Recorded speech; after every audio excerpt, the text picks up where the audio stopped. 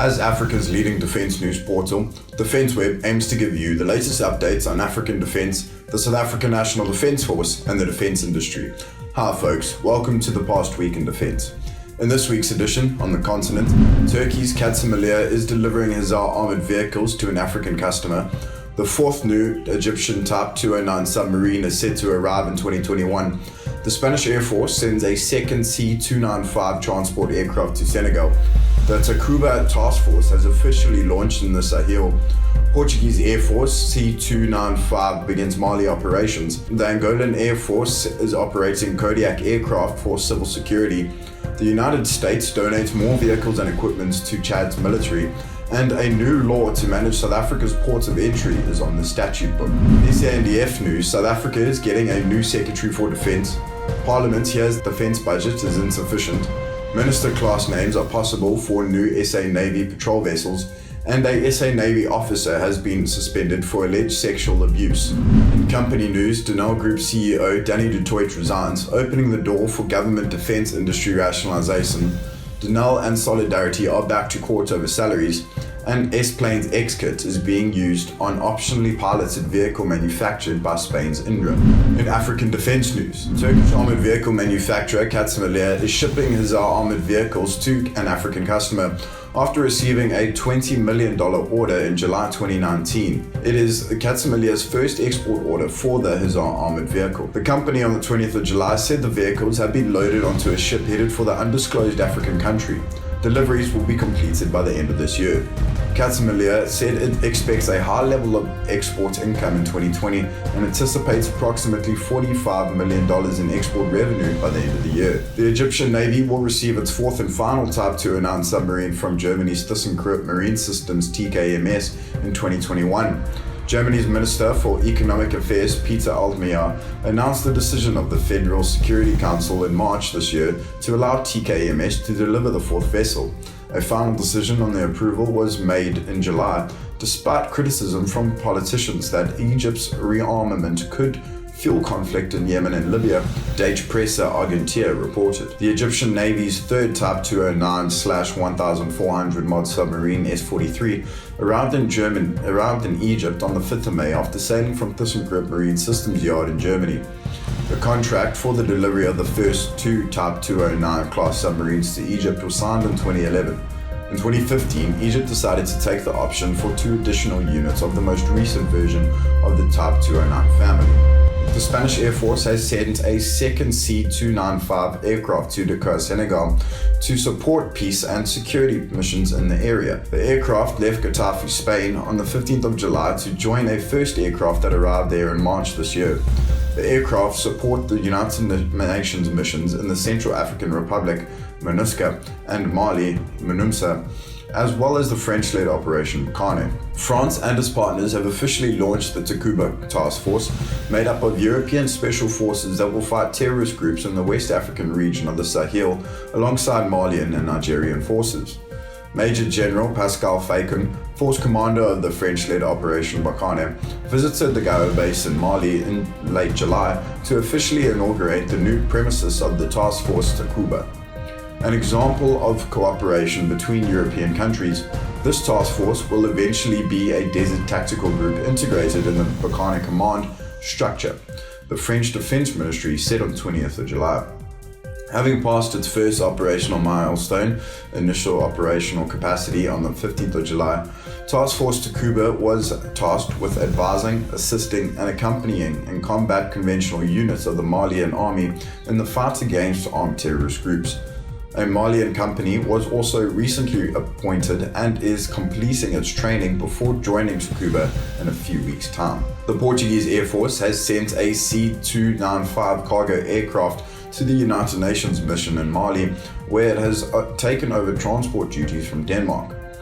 The Portuguese Air Force said the aircraft began operations with MINUSMA on the 15th of July after a handover ceremony from the Danish Air Force. Denmark has contributed to MINUSMA since 2014 and has 3 times provided a C-130J transport aircraft for the mission. Angola's Air Force is receiving Daha Kodiak 100 turboprop aircraft, which will operate on behalf of the recently formed Centre for Public Security. A Kodiak in National Air Force of Angola markings was seen on Mönchengladbach's airport in Germany on the 23rd of June ahead of delivery. The aircraft had the temporary German civil register DFSST as well as a Center for Public Security markings. The Center for Public Security was opened by Angolan President João Lourenço in December 2019. It was set up to respond to public security matters and disasters and coordinate responses between police and security agencies across the country. The United Nations handed over 28 armored vehicles, 10 trucks, 8 water tankers and other equipment to Chad's military as part of continued support for its anti-terrorism efforts in the Sahel. It appears the armored vehicles are David's manufactured by MDT Armor. The United States has previously supplied that type to Chad, delivering 60 in 2016. The United States Embassy in Chad said it handed over the most recent batch of vehicles on the 3rd of July. It said the material was worth $8.5 million and will go to Chad's Special Anti-Terrorism Group, which contributes to the G5 Sahel force comprising Burkina Faso, Mali, Niger, Mauritania, and Chad. Charge d'Affaires Jessica Davis-Barr thanked Chad for its continued contributions to anti-terrorism efforts in both Lake Chad and the Sahel, and emphasized that the United States remained committed to its support of Chadian anti-terrorism efforts. It has been a long time coming, and now South Africa's newest control mechanism for management of the country's official ports of entry is law. President Cyril Ramaphosa has put his signature to the Border Management Authority (BMA) bill, and the legislation is, according to his office, in force from Tuesday, 21st of July. A presidency statement said the latest addition to the South African statute book addresses a need identified by government and diverse stakeholders in the economy for an integrated and coordinated border management service that will ensure secure travel and legitimate trade in accordance with the Constitution and the international and domestic law. And in SANDF news, Gladys Sonto-Kojo has been appointed as the new Secretary for Defense and will take office from the beginning of August as incumbent Dr. Sam Galube retires. This was announced by Defense and Military Veterans Minister Nosiviwe Mapisa-Ngakula during a mini plenary session to debate the adjusted Department of Defense budget vote in the National Assembly on the 23rd of July. I wish to conclude by honoring the Secretary for Defense, Dr. Sam Galube, who is officiating in his last defense budget vote, having been at the helm since 2012. He has also harnessed the Justice, Crime Prevention and Security cluster, as well as leading senior officials in support of the cluster and of all government. He has also been leading in the fight against COVID-19 and completes 45 years of service to the people as he goes into retirement, Mapisa-Ngakula said. The presidency has appointed Ambassador Sonto-Kojo as the new Secretary for Defense. Mapisa-Ngakula said that Kojo will take office on the 1st of August. South Africa's defense budget vote has, according to Mapisa-Ngakula, been cut beyond the bone, with major acquisition projects for the landward and maritime forces and a serious threat of reaching completion. This was part of more somber content when she introduced the budget adjustment vote of her department to Parliament on Thursday. Bemoaning continued reductions to the defense budget, Mapisa-Ngakula pointed out the situation would continue having an adverse effect on SA National Defence Force capability, sustainability, and the modernization of defense prime mission equipment, as well as the defense industry as a whole. Armscor also feels the pain with the state-owned Defense and Security Acquisition Agency having to deal with a major reduction in projects for the current financial year, going from 39 down to 15. The outlook is even gloomier for the next financial reporting period when the Armscor project list will not contain a single item. Mapisa-Ngakula went on to inform elected public representatives that defense budget reductions will also negatively affect the Defense Review 2015. Her department is currently working on milestone 1 of the review, with the Defense Minister indicating stormy seas ahead when it comes to arresting the decline in capability of South Africa's armed forces. The SA Navy has not yet allocated names for the new additions to the fleet. However, informed sources in Simonstown indicate the possible revival of the Minister class, with the names of defense ministers in the democratic era a likely choice. Construction work on the first 3 of the multi-mission inshore patrol vessels is well underway at Damage Shipyard's Cape Town, with mid-next year currently set as its entry into service date.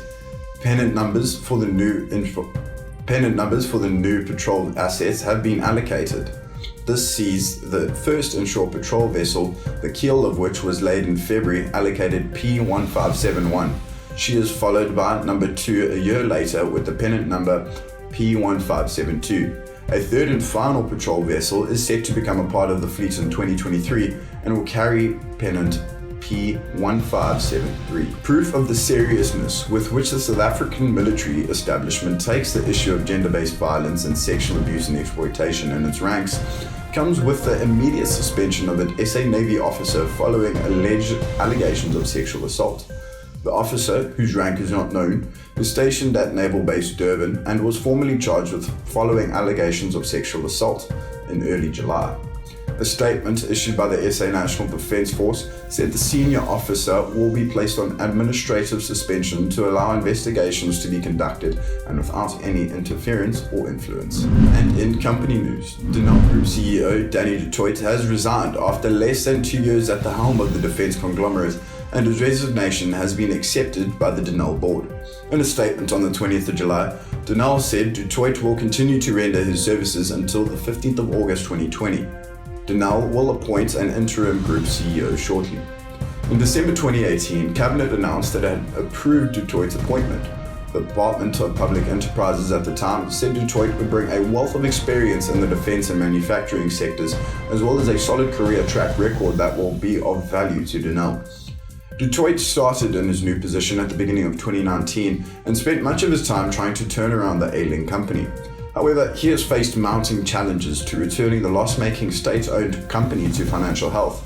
Earlier this month, Toit told Reuters that Denel may not survive the next few months unless the government lets it use some promised bailout funds to generate revenues rather than to repay debt.